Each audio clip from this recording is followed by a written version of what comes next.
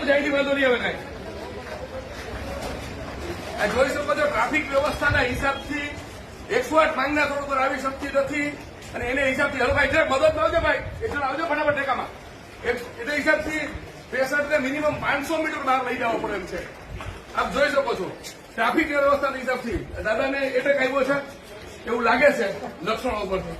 અને આગળ એક જોડે તો બીજો એટલે ભાઈ આવતો હા બદલ તમે એવું પ્રશ્ન લઈ બોલવાનું બોલો આગળ